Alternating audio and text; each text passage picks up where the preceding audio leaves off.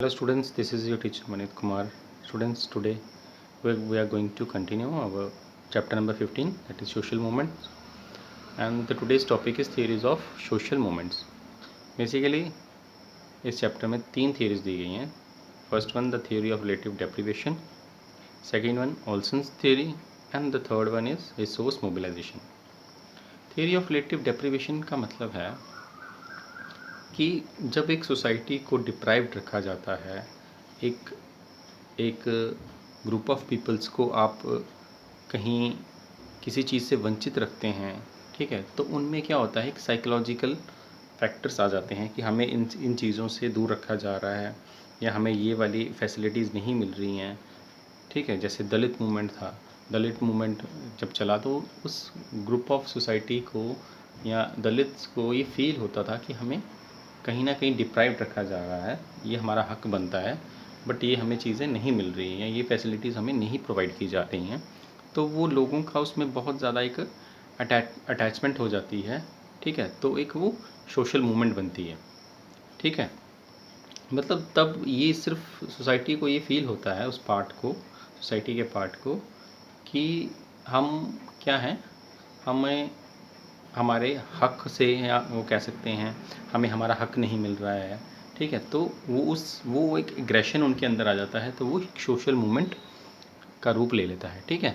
तो बेसिकली ये किस पे डिपेंड करता है, ये डिपेंड करता है कि जब एक सोसाइटी को एक पर्टिकुलर चीज़ें जो सबके लिए हैं और कुछ पर्टिकुलर सोसाइटी के लिए, ग्रुप के लिए वो चीज़ें उनको नहीं मिल पाती हैं, ठीक है, उन्हें डिप्राइव्ड वो फील करते हैं, तब भी सोशल मूवमेंट चलता है. और उसके बाद ऑल्सन्स थ्योरी, ऑल्सन ने अपनी एक बुक लिखी, the logics of collective action. तो इसमें वो एक अपनी थ्योरी देते हैं. वो कहते हैं कि जो सोशल मूवमेंट होते हैं वो अपने सेल्फ इंटरेस्ट के लिए होते हैं, ठीक है, जिसमें वो देखा जाता है लोगों को कि इसमें हमारा गेन ज़्यादा है और रिस्क इसमें कम है, जब या इसमें हमें लूज़ करने के लिए कम है, तब वो क्या करते हैं, सोशल मूवमेंट चलाते हैं, ठीक है. मतलब कि हमें इससे फ़ायदा होगा और नुकसान जो है बहुत ही कम है, या इसमें बहुत ही कम रिस्क है, ठीक है. तो मतलब कहने के लिए कि मतलब अपने फ़ायदे के लिए चलाते हैं.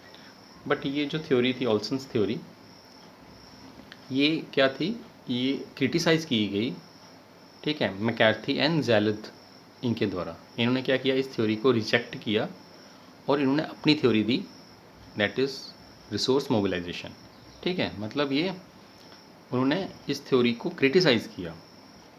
तो उन्होंने क्या बताया अब अपनी थ्योरीज़ में कि सोशल मूवमेंट जो होती है वो डिपेंड किस पे करती है, वो डिपेंड करती है रिसोर्स मोबिलाइजेशन, मतलब रिसोर्सेज कितने आपके पास बेटर हैं.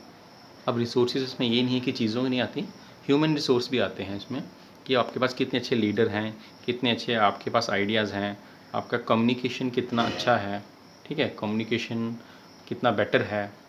तो वो सारी कलेक्टिव वो चीज़ें होके, मतलब रिसोर्सेज को अच्छी तरह से यूज़ करके फिर वो अच्छा एक सोशल मूवमेंट बनता है, ठीक है. तो इस पे किस पे डिपेंड करता है कि आपके रिसोर्सेज, ठीक है, उनको आप कितना अच्छी तरह से यूटिलाइज़ कर रहे हो, चाहे आपके वो लीडर्स हैं, चाहे आपके वो सोशल वर्कर्स हैं, ठीक है, उनसे आपका कम्युनिकेशन कैसा है, ठीक है, आपकी ग्रुप का वो आपको जो लीड कर रहे हैं, जो आपके लीडर्स हैं, वो कितने अच्छे तरीके से वो लीड कर पा रहे हैं. तो मतलब जो जितने भी रिसोर्सेज हैं, ठीक है, वो क्या हैं, उनका यूटिलाइजेशन कैसा है, वो डिपेंड करता है सोशल मूवमेंट की सक्सेस पे, ठीक है. तो ये तीन थ्योरीज थी. उसके बाद है कि ओल्ड टाइम में कैसे सोशल मूवमेंट होते थे और new social movements, old social movement और न्यू सोशल मूवमेंट में बेसिकली मेन फ़र्क क्या था.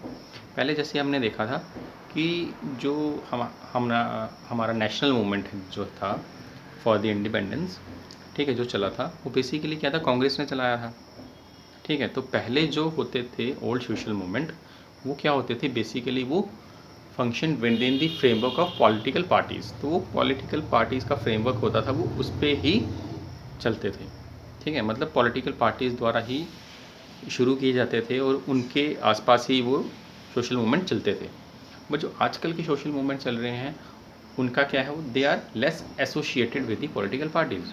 मतलब उनका पॉलिटिकल पार्टीज़ पे इतना ज़्यादा डिपेंडेंसी नहीं है, ठीक है. वो खुद भी कोई ग्रुप मिलकर या कोई ग्रुप ऑफ पीपल्स मिलकर वो भी क्या कर सकते हैं, सोशल मूवमेंट चला सकते हैं। ठीक है, इसमें क्या रहता है कि क्वालिटी ऑफ लाइफ इश्यूज़, कि हमारी जो जो लाइफ की क्वालिटी है वो अच्छी होनी चाहिए। ठीक है, अगर कोई प्रॉब्लम आ रही है तो उस पर क्या हो सकता है, सोशल मूवमेंट चल सकती है। इवन कि एनजीओज़ भी जो हैं वो भी मूवमेंट चला रहे हैं।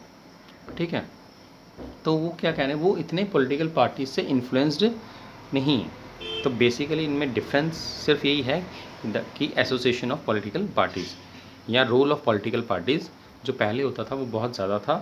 आज के टाइम पे जितने भी सोशल मूवमेंट्स हैं वो पॉलिटिकल पार्टीज़ पे डिपेंड नहीं है या वो शुरू नहीं कर रहे हैं। ठीक है, okay, thanks and have a nice day.